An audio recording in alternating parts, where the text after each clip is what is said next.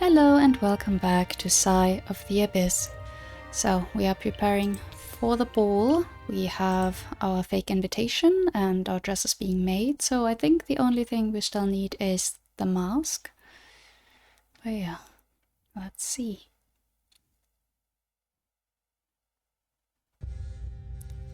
You hurry to get dressed.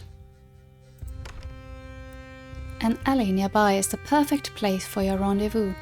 You focus intensely on Aichi. I need you.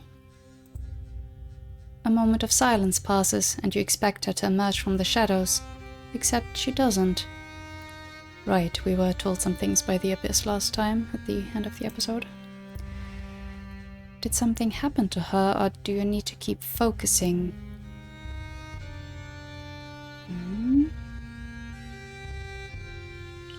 Did something happen to her?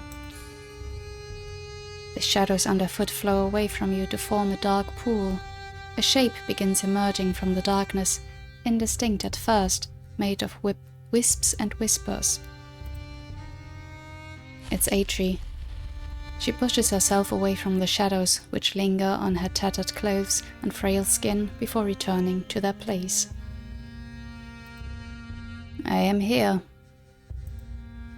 She looks worse than usual. Without the hood to conceal her face, you can see the boils and scars that course through it, some old, some new. The dry skin on her lips cracks open, and a droplet of blood gathers on the wound like a gem. What troubles you? Aichi, you look in pain, or it's about the Abyss. I mean, we are here about the Abyss, but let's not disregard the stage she's in. Aichi, you look in pain. Your concern is met with a wolfish grin. It's best not to focus on it when I don't need it. So tell me, why did you call me here? Okay, we tried. Her stance relaxes once it's clear you are in no immediate danger. It sounded urgent. It's about the Abyss. Alfhion should hear of this too. Her eyes start towards the shadows, like she desperately craves them. I'll go fetch him. He shouldn't take too long once I tell them you are requesting him. She dives back into the shadows and you are left to wait. Before you can grow bored, the notes of a song reach your ears. It's a tune you recognize. The one that Alfhion created with you a night or so ago. The vocals are high-pitched like those of a child and occasionally off-tune. I'd stop that if I were you, Squirt. The singing ends abruptly. You leave the alley to intervene. A Laverna with scars on both sides of her mouth is hovering over a little girl, tiny enough to be swallowed by the woman's shadow. Oh boy. Are you really intimidating a child? What's a Laverna doing with a child? Ooh, name dropping. Hey Laverna, leave the child be, or start humming the tune yourself. Hoo-hoo.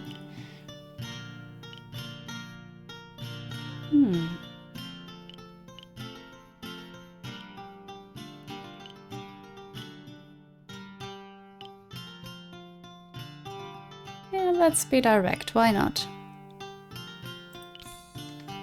Hey Laverna, leave the child be. The abyss within the woman unravels for you, like a shattered flower made of glass. Hearing her secret name so openly fills her with a sense of wrongness and danger. As it should. A door swings open and a plump woman holding a broom walks out of it. Laverna, here! Anxiety spikes within the ruffian's heart. The secrecy that gave her safety is no more. You thief, liar, scoundrel! Beast most inhumane! Alfhion would be proud to have his verse quoted like this. You should tell him. Get out of here. She gnashes her teeth. You see her consider retaliation for a moment before she turns on her heel and flees. She did have an itty-bitty face. Wow. Okay, so it's working, the song and all. You return to the alley, relieved to finally see the results of your plan after so much waiting.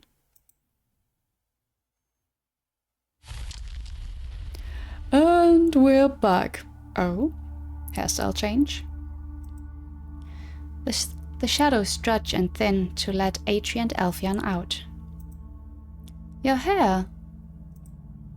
Your heart aches for a moment at the absence of his long silver braid, then your eyes lose themselves in the grooves of his new braids. I told you I'd change it for the dance. He blows his silver locks out of his face with a smile. Do you like it? Very much so, yes, or it's different. It's different can mean anything. Yeah, it's cool, I like it. Very much so, yes. Good to know. It suits you because it looks so needlessly time-consuming and impractical. She is not wrong. Ah, a rare compliment. Even if it's backhanded, I'll take it. Atri graces you with a grin before forcing it off. Why did you need both of us, Libera? She's straight to the point. You take a moment to arrange your thoughts. Alfion knows this already, Atri, but it's important for us to be in accord. The darkest hour draws near. In 2 days, most of the nobility will retire to the Forester's Hide to attend a matchmaking party, the Queen's Dance. Such a spectacle is no match for the glory of the Abyss. You will be in attendance. You nod. As will I. A moment of silence passes among you. Of all the people in the city, it wants you to show its glory to the nobles first. Through words or blood, yes. The time of secrecy is over. It'd be straightforward if it wasn't for something else. Someone, rather. The prodigal one. Our mysterious envoy who created the false sun.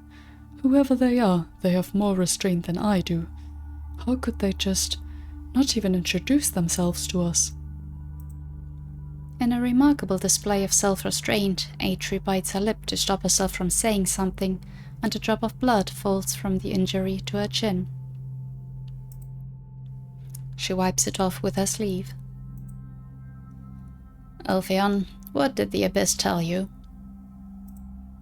His usual antics are replaced by a somber frown. The mortals shall know of the Abyss, it said. Through your yoke most sweet, draw the prodigal one nigh. The mortals shall know of the Abyss through your tender gift of fear. She pauses. Draw the prodigal one nigh. It's all fine and dandy, except we know nothing about them. Not a single thing. It must be someone much more ancient than I am, and powerful enough to conceal their presence from us. Don't you dare equate age with power now. Not only power, politics. I always found it peculiar that the Four Winds never introduced themselves to us, despite the city's ties with Banu Javidya. Oh. Oh?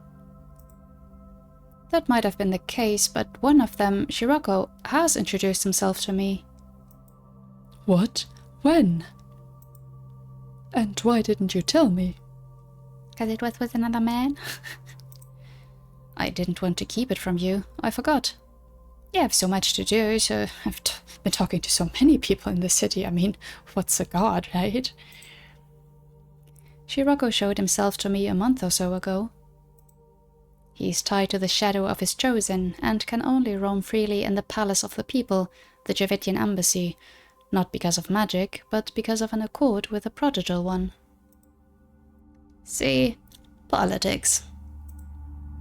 I take it that this Shiroko couldn't tell you anything about his friend? You shake your head. The gall. The mortals shall know of it through words or blood, the Abyss said. Alfion's sweet yoke, Atre's violence, and your own will be revealed during the Queen's dance. We have been hiding from the populace just like the Prodigal one. I don't know. Are you going to follow the orders of the Abyss? Huh? I don't know about this one. And by the way, I did run out of save slots. This is the last one, so I'm gonna have to override some. Have we been hiding? I mean, I have been open whenever I had the chance, or mostly. Are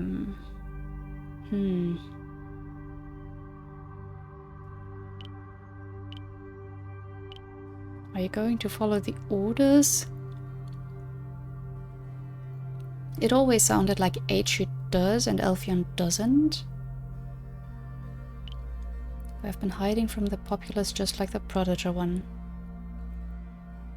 I guess? But what does that even mean in the grand scheme of things? I don't know, this following orders thing, again, I've been very sus of this. So I don't know, have we been hiding? I guess I want to know their response to this. So we have been hiding from the populace just like the Prodigal one. There's no guarantee they'll reveal themselves when we do. I wonder what the Abyss tells them. You have experience with being a disappointment, Alfion. You should know. Wow. Alfion's mouth hangs open. Atri, that was uncalled for. Are we going to follow the orders of the Abyss? Okay, I thought this might be one of those cases where we can ask both anyway. No. See, a disappointment. His pout is so endearing that if Atri wasn't there, you'd dote on him. You don't imagine unearthing the Abyss will be easy, given the almost universal love for the goddess. Right. A love you share? The false sun needs to be exposed for what it is, a sham, or if you were a mortal, none of this would concern you. Oh boy. I mean, the goddess. Okay, again, I think I've mentioned this before, like my view on religion as such. Not totally against it. I wouldn't say love for the goddess. Also needs to be exposed for what it is. I don't know. I don't know if it needs to be. Again, if faith is a good thing here amongst the people, why should we unearth the Abyss and shatter that? Man. I'm afraid I have to go with this one here. If you were a mortal, none of this would concern you. I mean, it's just the truth, right? And if you became one, Alfion's heart would shatter. Didn't we agree that it should be both of us? Atri wipes off the sheen from her forehead, leaving a web of broken blood vessels where she touched. I must rest. I hope that by resting you don't mean slinking back into the shadows, because that's not going to fix you. I'll stop hiding when you decide to take some responsibilities. No, it's my turn to give you grief. She ignores him. Before I leave, Rivera, one last thing. There is a reason the Abyss needed you before revealing itself. It's because of that I will defer to you when it comes to the darkest hour. What? What's above an admiral? You are more decisive than I am, clearly. What about you, Alfion? That's a lot of responsibility, Atri.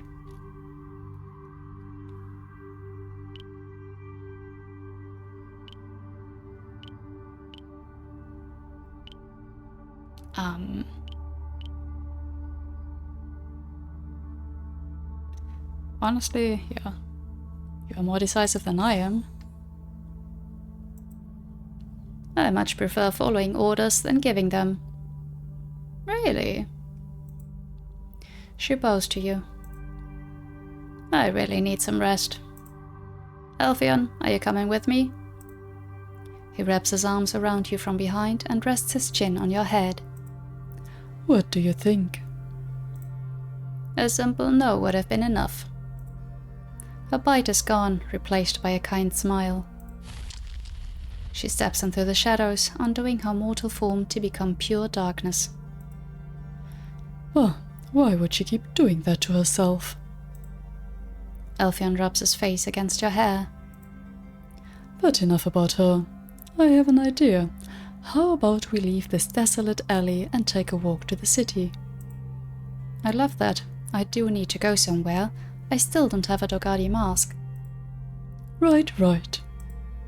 I also have a favor to pull for Savani. You crane your neck to kiss him. Let's go.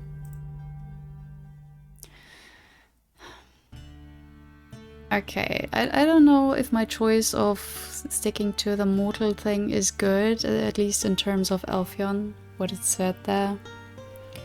But I'm not sure about my choice in terms of obeying to the abyss or not. In any way, I have no idea how this is going to end. And for the first time, I noticed that there's a cat up here. Cute. Anyway, despite being a creature of shadows just like you, Alphion is radiant like the sun. Light catches in his warm eyes when he looks at you. The happy wrinkles that form around them when he smiles lose an arrow straight to your heart. You barely notice where you are going, captured as you are by his familiarly handsome yet different appearance. You've been looking at me a lot. Since when do you mind? I don't. If I knew that sprucing my hair up would have this effect on you, I would have done it earlier. What effect, or did it not require blood?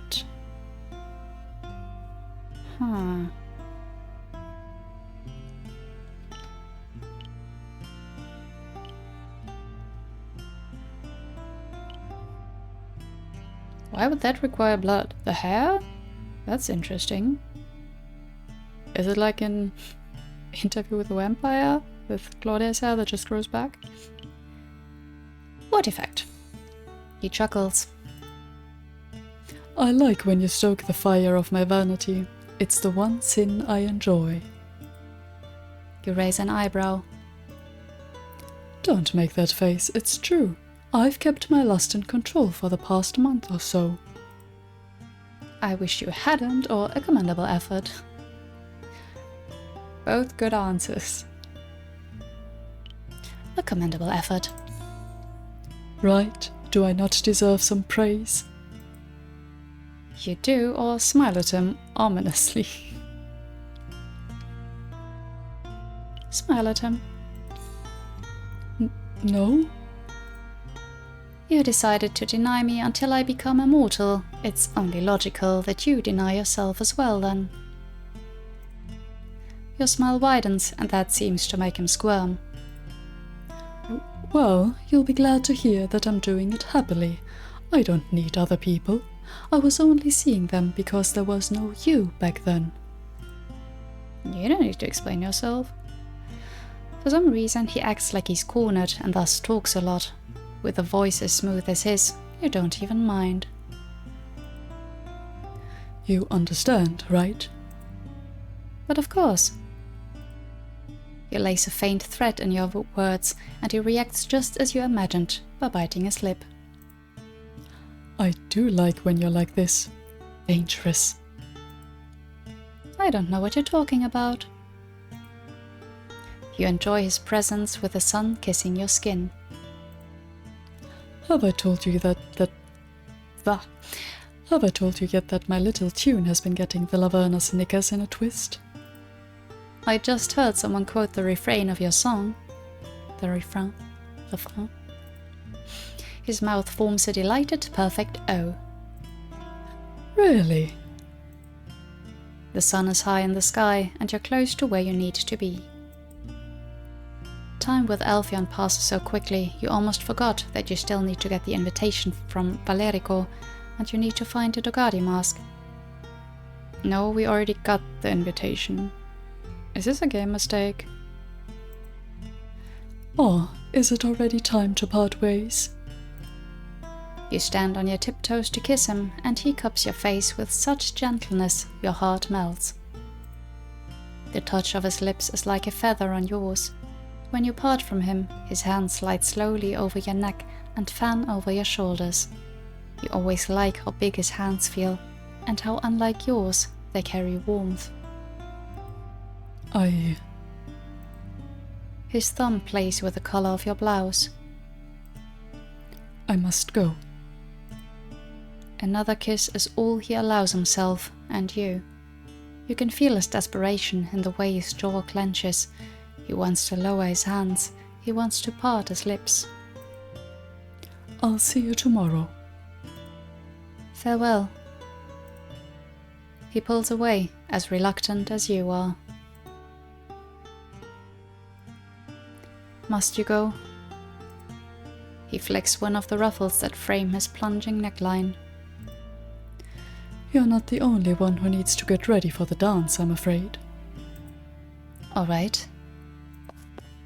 You hate to see him go, but his back is a sight for sore eyes. He looks above his shoulder to wink at you. Ah, Alfheim. So unfair. Truly. And I'm again double guessing myself for the choices I made. Is that really going to be the thing, that we can become immortal, but then the romance with Alfheim is kind of done? I don't know. I don't know what choices to make in terms of the abyss. A curtain is drawn over the open door of the Hand of Piety, concealing its treasure trove of jewelry and curios. You pull it aside and walk in. I swear it's real gold. It should be much heavier then. Who says that? You didn't expect Silas to be here. I haven't seen her in a while. Oh, Livera. Is that a trick to grift me out of the coin? Because it's not going to work. It's not a trick, Silas, or stay silent. Wow. Nah, we're not going to play a prank. It's not a trick, Silas. With comically large eyes, she whips her head around to look at you. What are you doing here? Malak pretends Silas didn't just sweep the coin off the counter while talking. I'm looking for a mask of Dogadi design, one that covers the full face, with a handle. That's oddly specific. I should have some, but they're quite old. It shouldn't be a problem, as long as it fits the dress. Dress? I have a party to attend tomorrow. Her eyes turn wide, then confused. Not the Queen's dance, right? The same one. No way! Why didn't you tell me you'd be going? I found out 2 days ago. Does that mean... I'm also going. I have a gig there. Is everyone going? How nonchalantly she reveals that the Laverna have a stake in the party. Oh. 3 pairs of eyes are better than 1, and you soon amass a discreet collection of soulless wooden faces. Masks, not all of Dogadi craftsmanship. Some have scratches in the varnish, others are chipped or have missing jewels. How come you have so many? They're a foreign curio with no practical purpose here in Coralisi, except to be pawned off. Do they fetch a nice price? He looks at the cloth tag of the cloth. Jesus, sorry. He looks at the cloth tag of the closest one, a wooden mask with a droopy silken net on the forehead. some did, before time ran its course. The last piece in the collection is a simple white mask with a couple of scratches on the smooth, varnished surface. It's a bit too simple compared to the dress, especially given Enelia's idea to add feathers to it, but Malak could help you embellish it. I was about to say, you can just spruce it up a bit. Do you happen to have peacock feathers in the shop? Not loose, no. Why use real ones when you can paint them? I am terribly out of practice with the mixing of colors. I'd compensate you, of course. House Fidelio is paying for the mask after all. Will you two help me with the shop while I do that? If you pay me for that. Silas blows you a raspberry when you frown at her. Leave it to us. Empty ink pots are repurposed into containers for various pigments and oils, mixed together to find a good balance between consistency and intensity. Fully focused on the task at hand, Malak is quiet, but not brooding. He enjoys what he is doing, and that gives him a sense of purpose. Silas pulls you aside to whisper. I don't want to disturb him, but this is deathly boring. You can leave. But then I won't get paid. For her, the silent wait is torture. After hours of painfully precise work, Malak places the mask in front of you. What do you think? Impossibly detailed peacock feathers have been painted on the mask's forehead. The rich blues and greens have a beautiful shimmer to them. You did see him add ground glass to the pigments. Malak, it looks stunning. It does. You're really good at this. Glad to hear you like it. Do you want to keep the mask here until I arrange the payment? There's no need. I trust you'll keep your word. But be careful, the paint is still wet. The old mask, what you thought would be the weak spot of your disguise, is now perhaps the most convincing piece. Interesting. Would the design also need to be specific to the Dogadi, or does he just know it well enough? Oh. Mortals twist their very nature, for the rays of the full sun conceal the truth. Free them. This is your mandate. I will show them your truth, or must I? No. Don't do this to me. Man, the duality of liking choice-based games and then also hating to make choices. Okay, I'm gonna override my very first saves. Oh boy. So the thing is, what the Abyss is saying, what the other envoys and everyone is saying, that the Abyss is real and the full sun, so the goddess that the people in the city are praying to, is wrong, doesn't exist.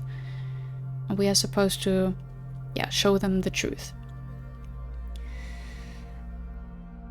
But do we want to?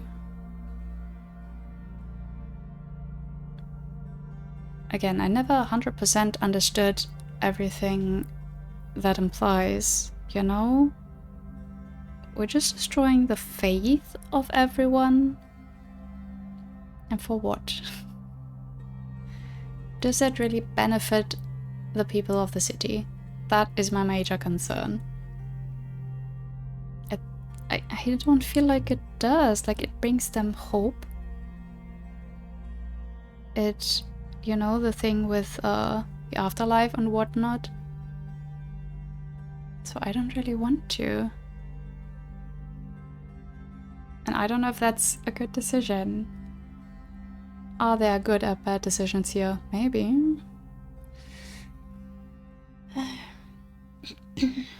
Yeah, I mean, if you've been following this, you kind of know so far. I just mostly haven't been listening to the Abyss, so I'm afraid I have to go with, must I? Harbinger of the darkest hour, their blood begs for your touch. Well, I don't know about that. Ouch, gentle with those things. From the hallway you share with Celeste, you can see that her room is in shambles. One servant is lacing her braids with golden dust, and another is crushing a red paste in a small mortar. Draped in yellow silks and pure gold, Celeste has never looked more beautiful. Serena Ipsissima, will you need makeup underneath the mask? I don't plan to take it off. It would smudge underneath the Dogardi mask, Lady Fidelio. I told you, it's Celeste. My apologies, Celeste. You haven't seen the mask yet, have you? With pride, you present to her Malek's latest creation. How did you manage to find something that goes so well with your dress? My friend Malek fixed this old thing so well, you'd hardly believe it's a decade old. Before she can say anything, another servant enters your field of view. Miss Vignier, you should get ready as well. You give Celeste an apologetic smile and follow the handmaid. Oh, okay. Fitting into the dress is the easy part. Confident with your measurements, Anelia has tailored it to account for your narrow shoulders and small bust. It fits like a glove. Sitting still while unguents are applied to your hair, however, is painfully boring. Livera, I hope I'm not bothering you. Don't say that, brother. Silent and efficient, the servant does not seem to mind his presence. Celeste wanted you to know that she plans to be fashionably late, not rudely. Did she tell you what she meant by that exactly? You have shy of an hour left before you need to depart for a fashionably late arrival. The pin she's using to secure your locks in place stabs your scalp. It'll be lonely here without you two and Ascanio. What will you do while we're gone? Or I hope that doesn't mean you want to leave the refrain. I can't imagine it will. What will you do while we're gone? I was taught crocheting when I was younger. Perhaps I could pick it back up.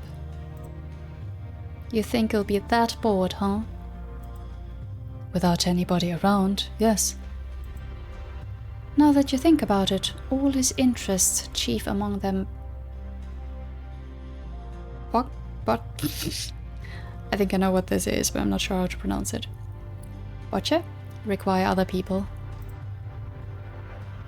Raise your hat, miss. Another pin stabs you.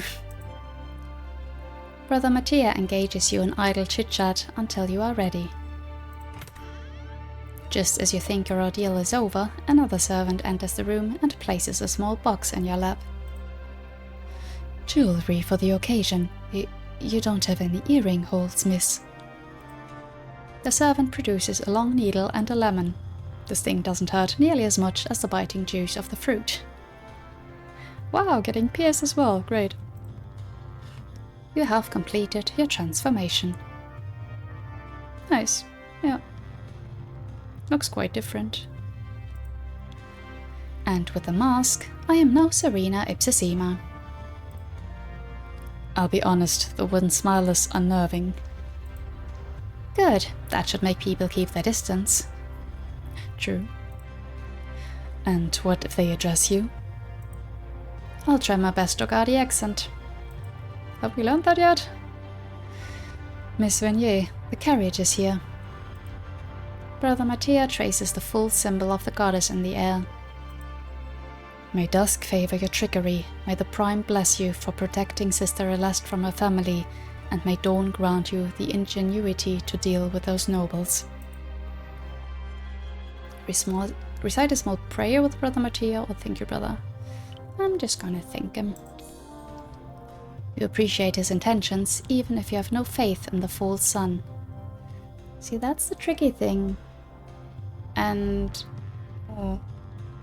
So previously we had a few times where we had the option to like do like the gestures or say a prayer or whatnot, and mostly when I did them it was more out of respect for the other people there. But now I see it's more that we could also have just accepted the faith. I guess I'm just a little slow to that. Sorry.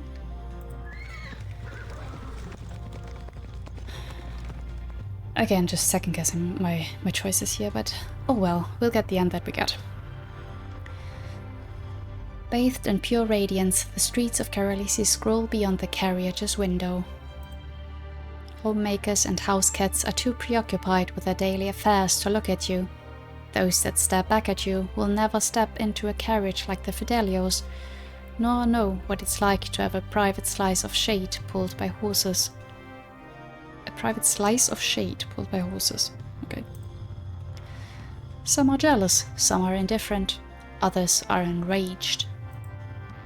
Soon enough, the streets turn into the gargantuan northern gates, and the houses become rarer, the trees abundant.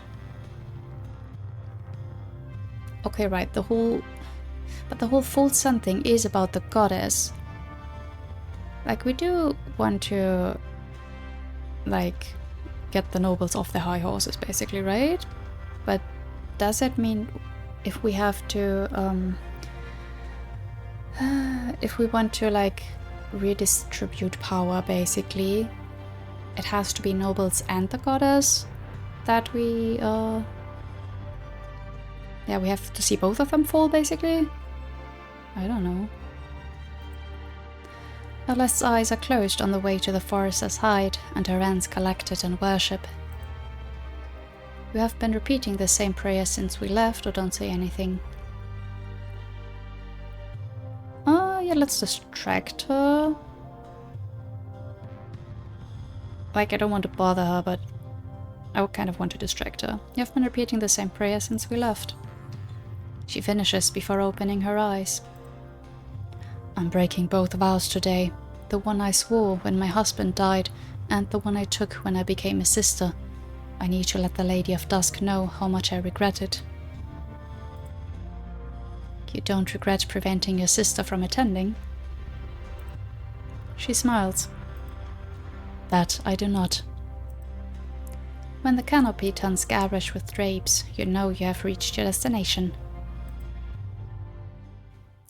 Honestly, I thought we'd have a little more time before actually going to the ball, but well, here goes nothing. House Aquila has stolen acres of forest and tamed them into a garden. A small troop welcomes those fashionably late with a song loud enough to drown the chirps in the trees around you, but not the eager barks of the hunting dogs. You recognize a certain Garrett jacket among the musicians. Every flag fluttering around bears the fantastical heraldry of the house, that of a haloed eagle with 4 feet and 3 pairs of wings. Here we go. You don the mask, not as a Libera, and definitely not as a La Grande, but as Serena Ipsissima Venier.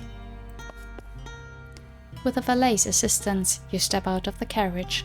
The refreshing scent of the forest envelops you, mixed with the hearty notes of the meals being prepared inside. You and Celeste turn heads. Is it because she came back after renouncing a title? Is it because you feel familiar, yet are lost just like the foreigner you're impersonating? Strangely enough, Alphion isn't given a second glance by the crowd despite being his usual ridiculously beautiful self. Well, bad taste all around, I guess. He approaches you with an easy smile, and you notice that his jacket, for once, is closed. I was about to say. My eyes are up here. Give him a quick kiss or comb his silver hair. Well, the kiss would mean taking down the mask, so comb his silver hair. I know. To comb his hair, you need to stand on your tiptoes. You make my heart ache in that dress. That's how sublime you are. He's such a flatterer. He's ignoring the unnerving mask. You must be Elphion, her beloved. I didn't expect you to attend as well. Oh, we didn't tell her. How could I have missed such a stupendous occasion? Before you ask me about my invitation, I can come and go as I please, more or less, given my musical talents. Doubtful, she hums. Miss Vignier, you remember that this is a matchmaking party, yes? It's best not to act as if you were an item already. Yeah, see, that's why I didn't kiss him as well. Oh, I wouldn't worry about that too much. Oh? The shadows shift subtly on his face. He has everyone around him in his thrall already, save for you and Celeste. Shall we go? Nature has been beaten into submission to turn the grove into a pleasant path. Do I even need a mask with you around? What do you mean? Celeste's expression turns empty as he speaks. Concealing your beauty is a sin, but I'd keep it on in case I get sloppy. Have you seen how many people there are around? All right. Huh. Your invitation, please. Oh. Tens across the board produce a perfect copy of the invitation. Spoiler? Nah, but we knew that. Your invitation, please. Guards flank the entrance in their fineries, stoic despite the heat. The valet throws but a glance at Celeste's scroll before announcing her to the main hall. Lady Celeste Giacoma Savina of House Fidelio. Celeste Giacoma Savina. No wonder she insists people call her only by her first name. Oh. With a deep sigh, she collects her skirts and steps into the den of wolves. Before the valet can ask for your invitation, Elphion grins. Shall we have some fun? At whose expense, or what do you have in mind?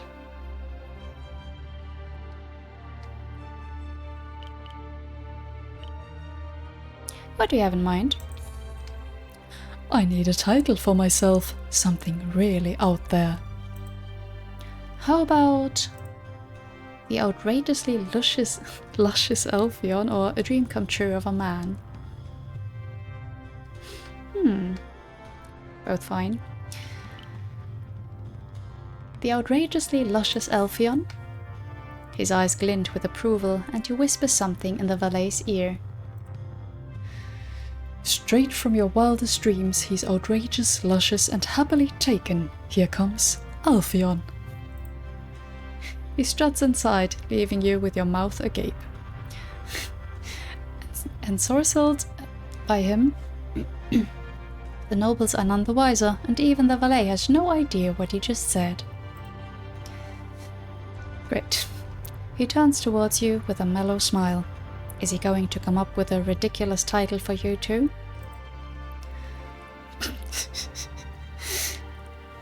From the arms of Elphion straight into the ballroom, look but don't touch, the one and only Serena Ipsissima. You didn't know what to expect, yet you are still shocked.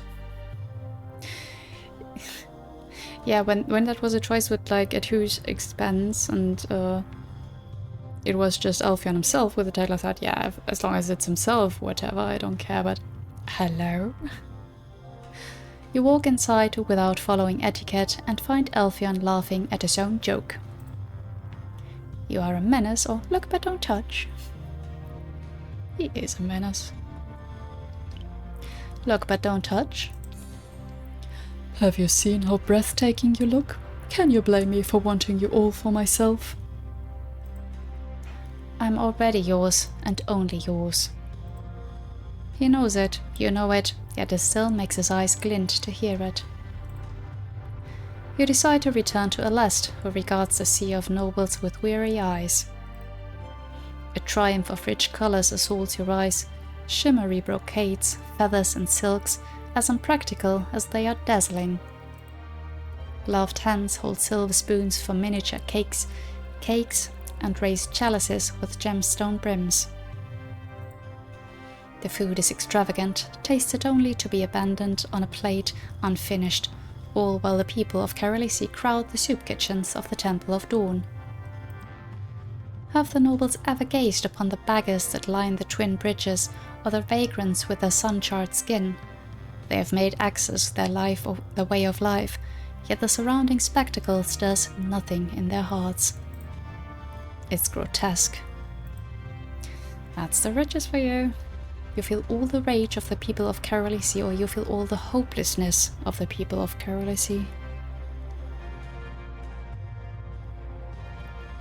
Huh. Rage or hopelessness?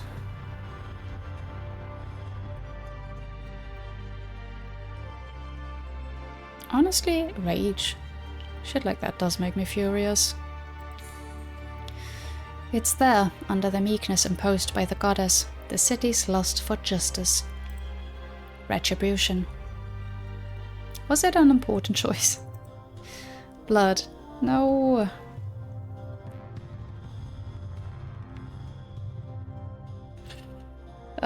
Okay. I feel it too. The mirth has been stripped from Elfion's features, leaving him looking scared. What's wrong? He shudders. Aside from the city's bloodlust, there are some truly disgusting people in our midst. Oh, that I believe immediately. If you're talking about Lord Vieri, everybody has learned to avoid him. House Vieri? The coat of arms of House Vieri has changed once throughout the years. The most recent version depicts a hare leaping over the moon. Okay. Lord Vieri. He's been known to take special interests in the debutantes and nose wrinkles in disgust. To think my sister could have been in attendance, subjected to his leering. Lady of Dusk, why? He's not the only one rotten in there. So many stare at others as if they were slabs of meat with fashionably styled hair. Is that not lust, or we are safe from that, right? That's not just lust, I don't think so. Let's not be naive here. We are safe from that, right? Elfion smiles at you reassuringly.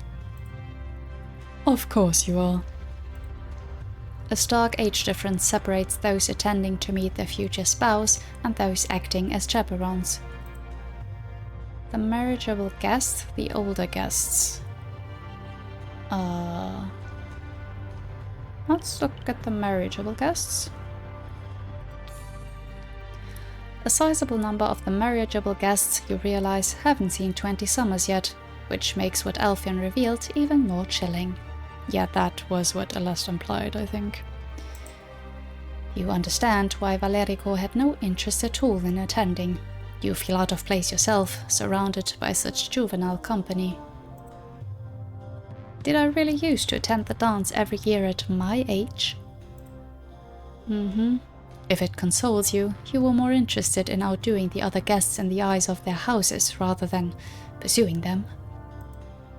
Thank the ladies for that. Elfion, who looked elated to be attending the party just minutes ago, is now tense like a bowstring. Are you all right?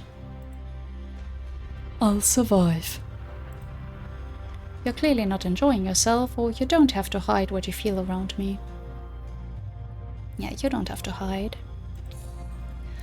Well, it's nothing pleasant. I wouldn't want to spoil the mood. I mean, we're not really here to party, you know that, right? Oh, hello. A well-dressed stranger approaches you. His fineries are as beautiful as they are warning, for he belongs to the halls.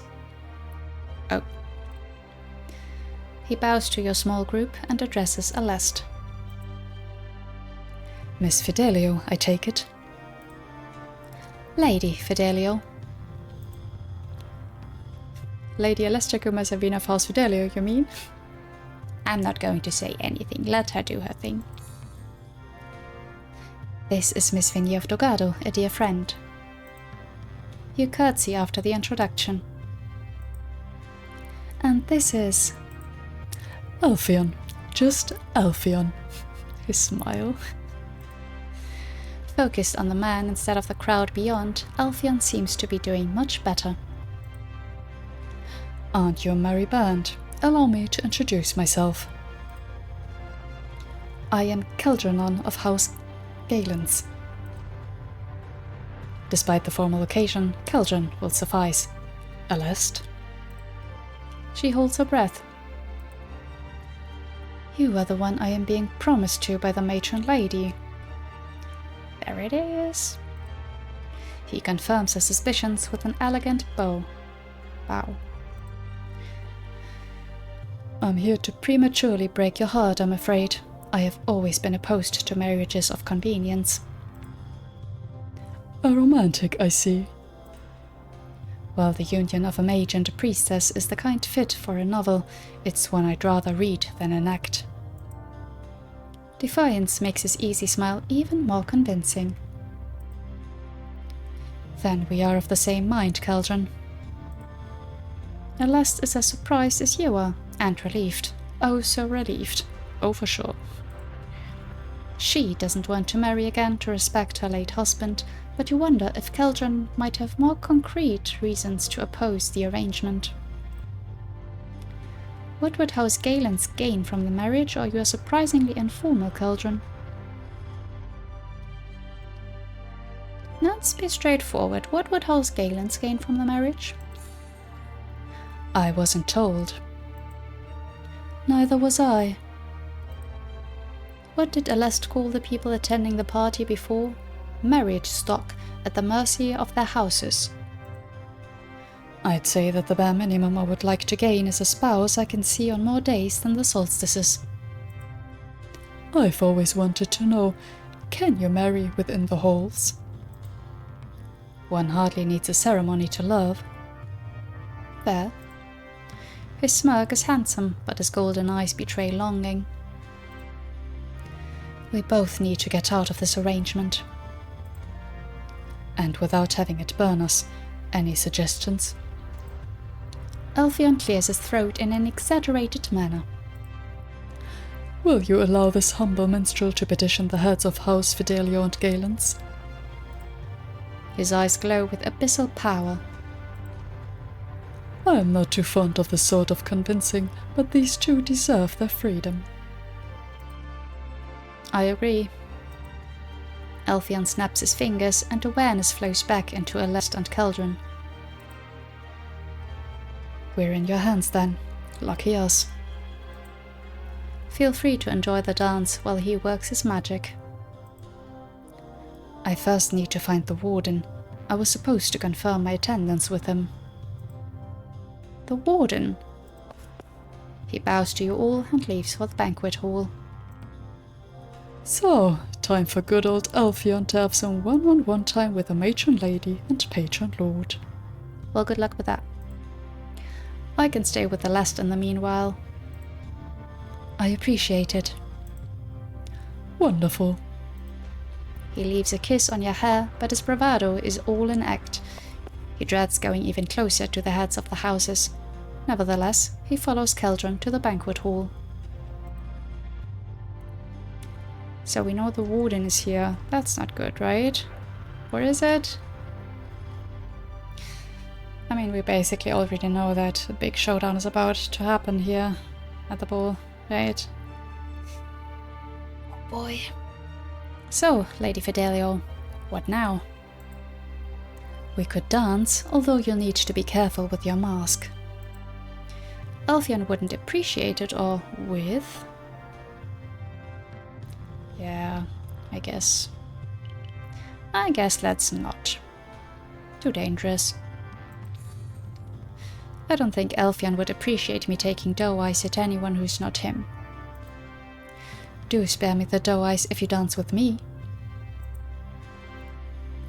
The Lady of Dreams is here. A young woman collects her skirts in her hands to run past you, soon followed by her lavishly dressed peers. They gather around a small table covered in a silk cloth. You did hear her tell Averna that she would attend the dance. Don't tell me you want to go to the fortune teller. Did we know that? That she'd be here? You look around. All the suitors closer to your age are already happily dancing, while fresh-faced debutantes line the walls, trembling with excitement. Would you rather dance with someone a decade younger than you are? Oh, lady, spare me the embarrassment. She follows you.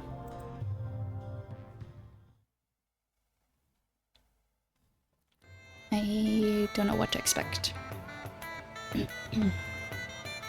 Oh, that was her. Okay. I guess I missed that. You recognize the Lady of Dreams. She was indeed talking with Laverna, the leader of the ruffians. Is it true that I'll find love in winter? Did my father safely reach Ligustica? Will my mother's dizzying spells ever be lifted? The questions that ring all around the Lady of Dreams have very little to do with dreams. Fate shall answer you all, but are you ready to hear its words? She produces a coin from a fold in her robes. The polished disc is plain save for a single arrow etched on one side. Bewitched by the mystique of the woman, the crowd falls into a reverent silence. Aleste conceals her mouth before whispering in your ear. Leaving it to luck, it's a clever way to avoid the eye of these brats. So it's just coin tossing? Why would you need her to do that? The Lady of Dreams flips the coin in the air. You have been around Silas long enough to recognize her flick of the wrist, the subtle sign of a sleight of hand. That is not luck. She knows exactly what she's doing. Okay, so trickery then. What a surprise. Among gasps and groans, the coin falls on a little side table and points at the young, loud noble who was inquiring about his father. The envy of his peers only makes a smirk more pleased. He takes a seat on the stool in front of the table, and the Lady of Dreams is quick to clutch his hand. Your father, Lord Qualia, yes? Several in the crowd nod. Their clamour has been replaced with trepidant silence. Did he visit you in your dreams? I have tried to do as you said and thought of him before going to sleep each night. I even moved his portrait in my chambers so that he may watch over me and tell me of his whereabouts. She clicks her mouth loudly, feigning disappointment. We sent word to Ligustica, but haven't heard anything back. The Lady of Dreams closes her eyes and begins swirling her hand in the air. Aleste leans over to whisper. I would have been the first in line some years ago. How time changes you. What does the Lady of Dusk think of fortune-telling? As long as it's innocuous. It's paid handsomely, that's all I know. The Lady of Dreams is still stalling for time. The nobleman said his father had left for Ligustica. He would have been following a route that coursed right above the Siren's Cove, and if he was leaving Curly Sea instead of returning... When did your father depart? Don't say anything. Oh, do we want to attract attention here?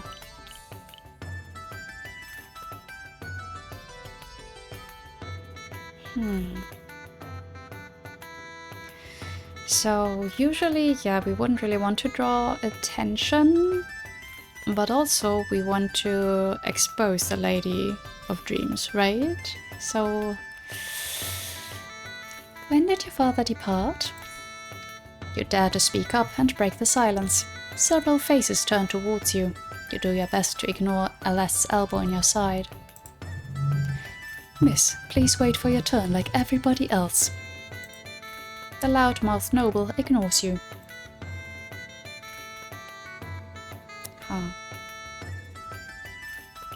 Oh, we can use our power.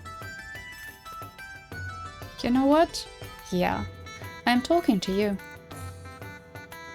Your power takes root in his mind and drags his attention away from the fortune teller. Now truly beguiled, he answers you. He left a month and a night ago. right when Charybdis attacks were at their peak, and possibly before Bastian rerouted the vessels. Then I am afraid he might not be with us anymore, or thank you.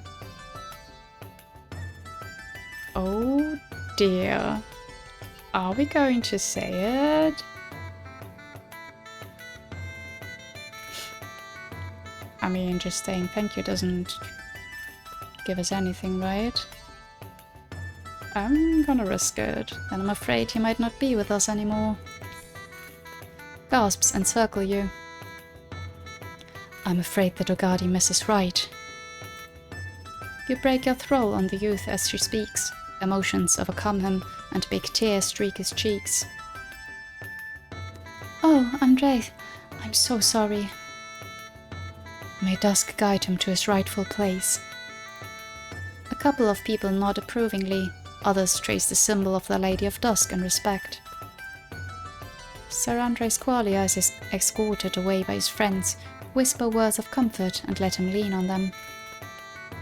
As for the Lady of Dreams, she is looking right at you, unfazed by the raw grief of the young man. You are a danger to her, that much you both understand, and she will do her best to avoid engaging you. Under the mask, you allow yourself to smirk. Like bells, the countless charms on her person chime to command the attention of her audience. My heart swells with the sanctity of a new revelation. She shows her coin again, the one with the arrow. Who shall be the blessed one to receive it? You, it's you, or not you, observe her some more. Ooh.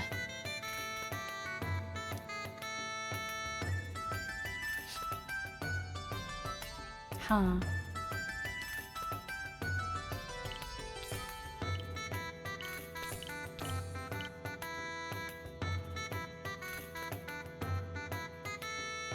Should it be us? Maybe with our powers we can actually do something. Or should we observe her some more? I'm gonna observe her some more. You are in no hurry, after all. You can wait until you are the last one left. The Lady of Dreams tosses a coin in the air, and mid-flight your breath is knocked out of your lungs. The coin shimmers as if catching the light of the sun, and when it clatters onto a table. Ah, why her? It's pointing at you. The Lady of Dreams is as surprised by the result as you are. Oh? Alfionn, was that you? The shimmer, the light, that overwhelming sensation. Or that lady that we met before? Magic, perhaps, or could have been a miracle. It's magic. Who could have cast it?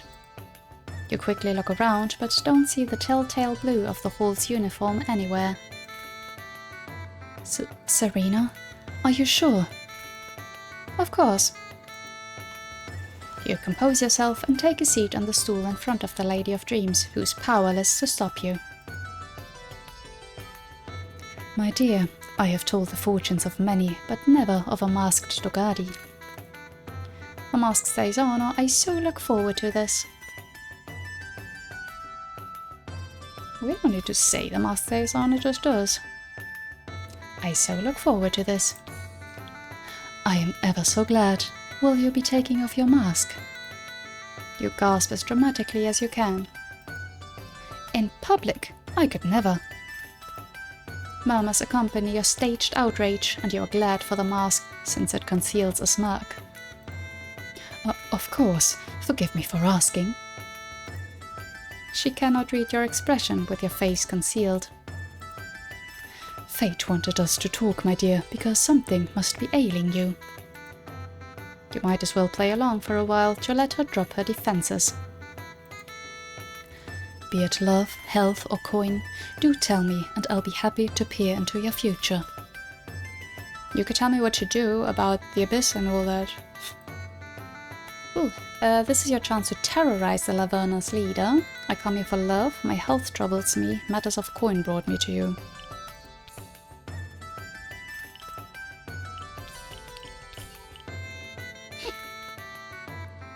I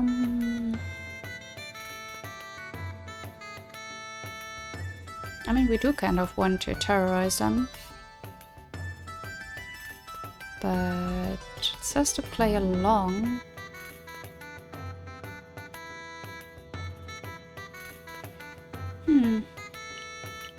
I am curious how this is going to go, so let's take a chance. You saw the two women talking. What you speak to the Lady of Dreams, you speak to Laverna. A terrible dream has been following me ever since I arrived in Carolisi. She eases into a smile. Dreams hardly follow the rules of geomancy. In it, I see a woman with a pale eye and a cup of wine close to her lips. She does her best to conceal her panic. Truly, she does. But you have nicked her mask. Petrified, she doesn't even ask you to continue. I yell to warn her, but it's too late. A snake slithers out of the cup to strangle her. From my eyes and mouth, crimson roses bloom. What could this mean? This woman, who is she? Her visage is not known to me. In the haze I only see a pale eye, a left one, I believe. The Lady of Dreams stands up suddenly. My dear, today fate speaks to me through you. This woman, I must warn her. But we are still... 'Tis a matter of life or death. She collects her skirts and runs off. Grateful for your mask, you take a moment to savor the chaos you have fomented.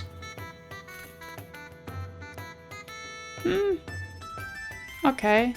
Well, we terrorized the Laverna, but maybe we should have done something else, because I mainly wanted to expose her. But okay. With the Lady of Dreams gone, the crowd quickly disperses, muttering among themselves about their lost chance. What was that about, Miss Venier? She cannot see your smile, so you provide the most graceful of shrugs. A new song reaches you from the dance hall. You find a quiet corner away from prying eyes and remove your mask. I wish I could hide somewhere. Anywhere. I hate this. She pinches the skirt of her dress. It reminds me of who I used to be, before the Lady of Dusk opened my eyes.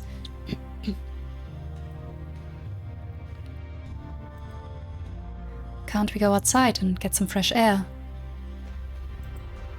And be hounded by the Aquila's valets? I'd rather avoid the banquet hall too. All the heads of the houses are in there. Would my brother also be there? Ugh. Ugh is a fantastic answer. Would my brother also be there? Gualtiero? Certainly. Double the reason to not go there. You can't fool family as easily as acquaintances. That's true. That leaves the dance hall, I'm afraid. Oh, this wonderful hallway. If only I didn't suffer from poor circulation, I'd stay here all day long. Alas, I must sit down. I could bring you a stool.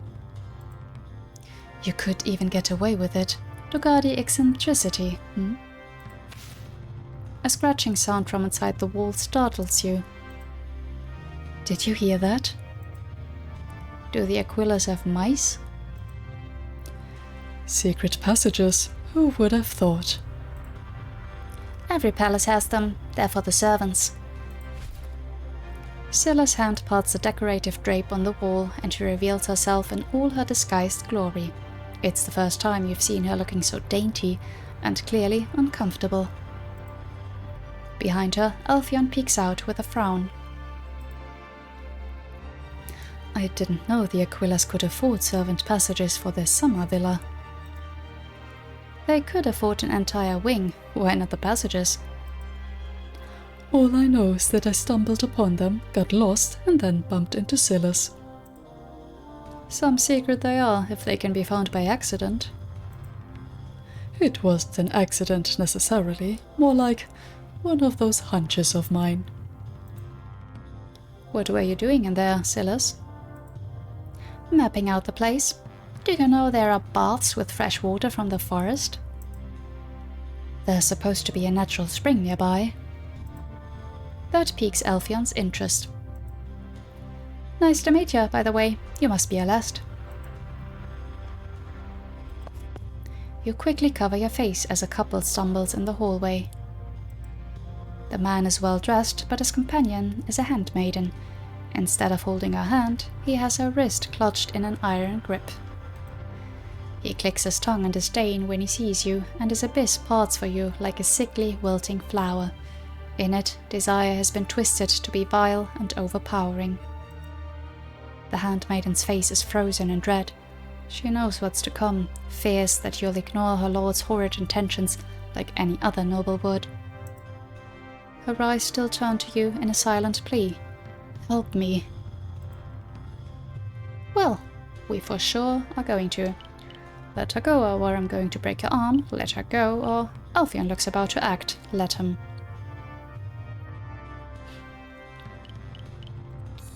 Yeah, I saw Alfion's eyes flash there.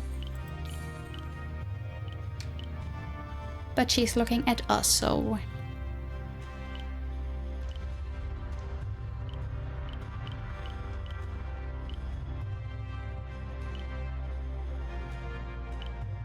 Let's do the mind thing again. Let her go.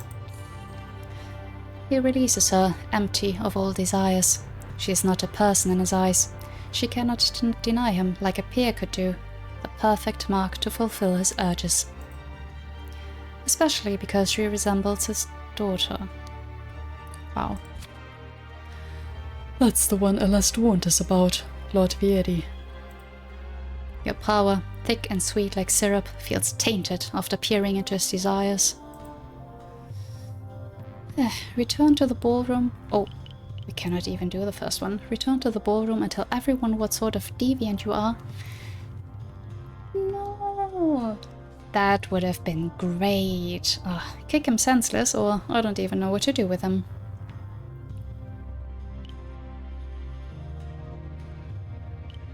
Shall we kick him?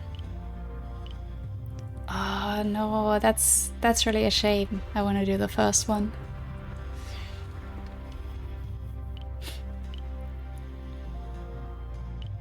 I want to kick him, but I wonder if we do the third one, then Alfion will do something? Like, can he do something?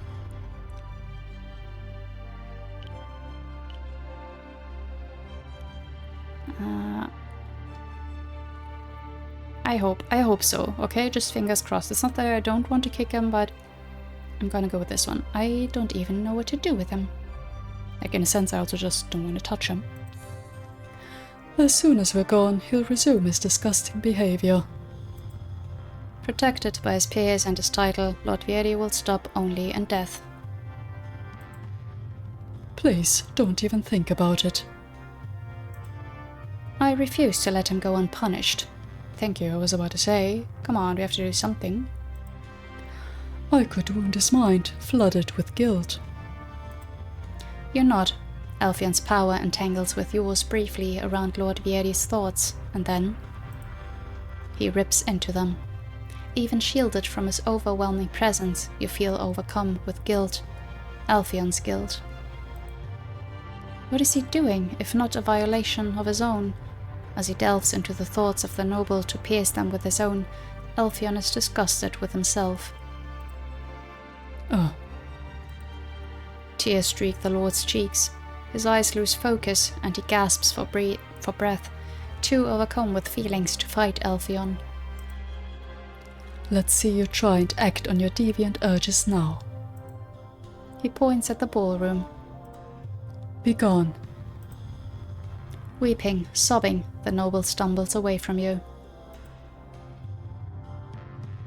That was good, but yeah, I'm sorry, Alfion. Maybe we should have kicked him. Alfion? Yes? Hug him, or it was the right thing to do? Both! I want to do both.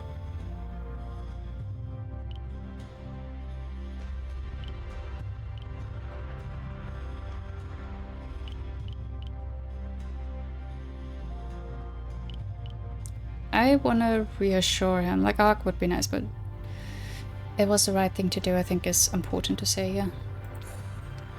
I did not enjoy doing that to him, but I hope it'll be enough to stop him. The handmaiden observed everything with empty and sorcelled eyes, just like Silas and Alest. We should tend to the poor thing. Alphion brings the handmaiden back to her senses. Where did he go? He left marks on her wrist. She begins rubbing it to restore the circulation. You're safe now, or I'm sorry. You're safe now. Her laugh is mirthless. For now, yes. Why do you stay under their service when their heir treats you like this?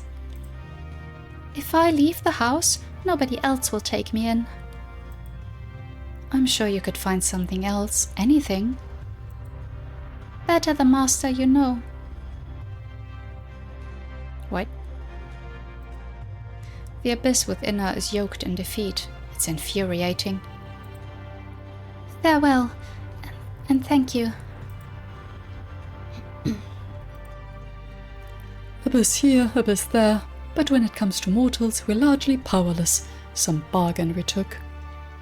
Yeah, that's the thing. I want to help the people, not the abyss. Why did you not instill her with some hope? I refuse to intrude on her mind. Let her have one thing of her own. Very noble. He snaps his fingers, and Alest and Silas, enthralled at your side, return in the moment. You forgot the accent. Again. Alphion puts on his usual cheery act and pretends nothing happened. Silas found some great hiding spots, she told me. What were you talking about before you were interrupted? Right, the servant passages. Plenty of them, yeah. Some rooms are still being worked on, others are barred but still accessible through the walls. Lady of Dusk, grant me strength. If there's any way for me to disappear... Follow me. I'll make you poof out of sight. Are you two lovebirds going to join us? You never told her you and Alphion were an item, and she is judging you.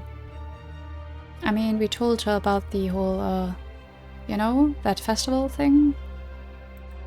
I guess we never told her it's serious now. Perhaps later. Alest gets swallowed by the heavy drape and disappears into the passage. We'll come back soon. I just noticed we're kinda matching in our colors. You hear their muffled steps disappear in the distance. You know what I told you about needing a scrub? After our meeting with that worm, I now need two. Fair. Did the mention of those natural springs around the villa also pique your interest? Aren't you after my own heart? They did. Let's flee this nightmare for a treasure hunt and a dip as a reward. You cup his face. I'm sorry you're having such a rough time. I thought, you know, that the Queen's dance would be just like when we danced during the Solstice Festival. And in a sense, it's like that, except 100 times worse. This is exactly the reason the Abyss demands the justice of the Darkest Hour. The nobles are so entrenched in their beliefs that only violence can move them. You take Alphion's hand in yours and give it a squeeze. Let's go, before I start finding the Darkest Hour appealing. For sure. So he doesn't want that, right? Again, like, I want to give the nobles what they deserve. But about, like, exposing the goddess, that's where I'm worried, like, if that's really such a good thing for the people. But I'm going to leave it here for today. And I think next time we might even have our grand finale. Okay. So the nobles are insufferable. What else is new? Rich people. Yeah, again, I really don't know about my choices there. Oh well. Again, we'll see how it turns out when we get to it. But yeah, that's it from me for today. As always, I'd appreciate if you'd let me know your thoughts in the comments. Thank you so much for watching, and until next time, bye bye.